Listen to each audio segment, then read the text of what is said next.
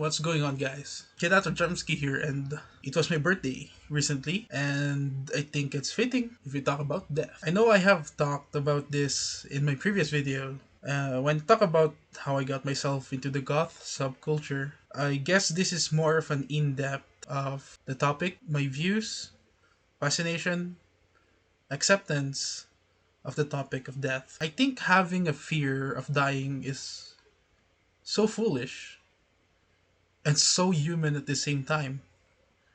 Why fear the inevitable? We will all end up 6 feet underground or be burnt. Anyways, I thought at first, and so did the people around me, thought that it's because of everything around me. The material things, the people I was around with, just things I have. But then I isolated myself not too long ago, and I still am. No contact with friends. I'm only with my family. But I do tend to spend a lot of my time by myself, often writing poems, lyrics for my future songs if, I'm still tinkering with some of the instrument stuff that I have on my phone, on computer. In fact, I spend more of my time writing than playing my games. Most of the time I play is when I record or just grind for the battle pass in Call of Duty Mobile because I ain't wasting no money, bro. I'm listening to music in my room or just the living room, just pondering about. I don't feel miserable. I actually feel at peace. But the fear of death still lingers till this day. I'm kind of getting in terms with it. I just can't help but be obsessed with it. Like, let's start from the beginning, and I've said this in the previous video. I was watching Tom and Jerry, the movie, with my grandfather when I was little, and I just had this weird realization that one day my grandfather won't be around when I'm older. And that's the day I started to fear death. The dread of growing up because I know that time is ticking. Then I started to wonder what it feels like to die. Will I be grasping the air? Am I even aware that I'm dying? Then, every time we had power interruptions, and at night when my dad blows out the candles, it's just pitch black. Then I thought to myself, is this how death feels like? Just an empty void. Everywhere I look is just dark. I grew up in a Christian household.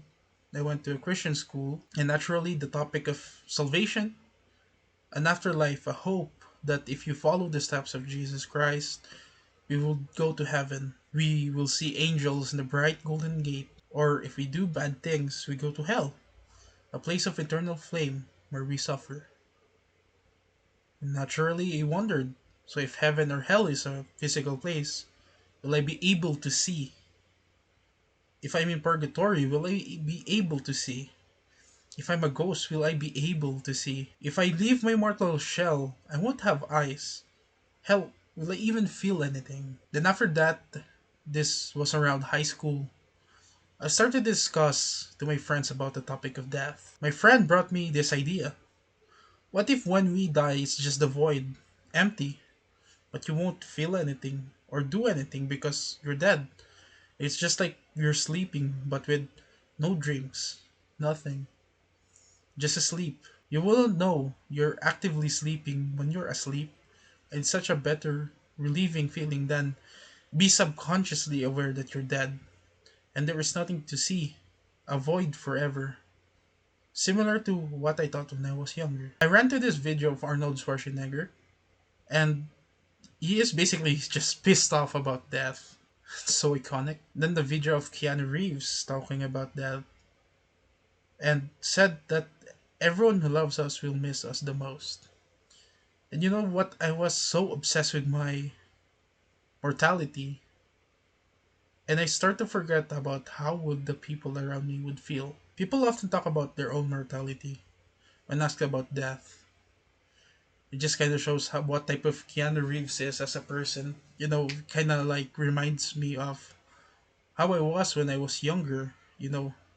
How I was feeling about someone eventually passing away. Then I eventually ran to this video of the legend Stan Lee talking about death.